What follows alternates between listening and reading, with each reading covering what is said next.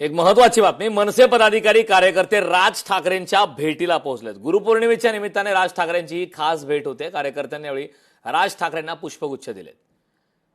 तर गुरुपौर्णिमेच्या निमित्ताने राज ठाकरे यांच्या भेटीसाठी मनसेचे पदाधिकारी कार्यकर्ते दाखल झाले आहेत। गुरुपौर्णिमेच्या निमित्ताने राज ठाकरे यांची ही भेट घेण्यासाठी कार्यकर्ते पोहोचलेले आहेत। तर कार्यकर्त्यांनी राज ठाकरे यांना पुष्पगुच्छ दिले।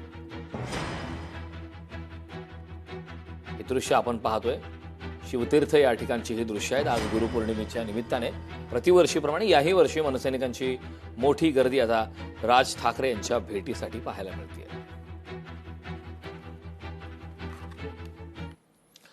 तरुणांचा छळ सुरूच राहिला तर रस्त्यावर उतरू, अभिजित दिपके यांनी आता सरकारला हा इशारा दिलाय। कॉक्रोच जनता पार्टीचे अध्यक्ष अभिजित दिपके यांनी आता हा सरकारला इशारा दिलाय। तरुणांचा छळ सुरूच राहिला तर रस्त्यावर उतरू अशी प्रतिक्रिया आता अभिजित दिपके यांनी दिली। सरकार ये सब ना करे।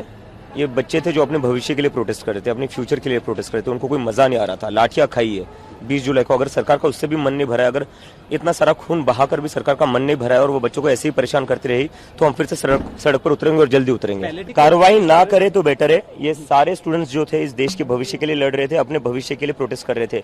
वो कोई पॉलिटिकल रैली नहीं कर रहे थे, वो कोई देश विरोधी नारे नहीं लगा रहे थे, वो देश के भविष्य के लिए कर रहे थे। आता एक धक्कादायक बातमी, आयआयटी बॉम्बेमध्ये द्वितीय वर्षाच्या विद्यार्थ्याने आत्महत्या केली। आयआयटी बॉम्बेच्या वसतिगृहात 20 वर्षीय विद्यार्थ्याने गळफास घेऊन आत्महत्या केली। सोहिल राजकुमार सांगवान हा मटेरियल सायन्सचा द्वितीय वर्षाचा विद्यार्थी आहे। हॉस्टेल क्रमांक 4 रूम G4147 मध्ये बेडशीटच्या साहाय्याने गळफास घेतल्याचा संशय आहे। धक्कादायक अशी ही घटना आहे। घटनेची माहिती मिळताच पवई पोलिसांनी घटनास्थळी धाव घेतली आहे। तर BNSS कलम 194 अंतर्गत ADR क्रमांक 83/2026 नोंद करण्यात आली। आत्महत्येमागील नेमके कारण व परिस्थितीचा पवई पोलिसांनी तपास सुरू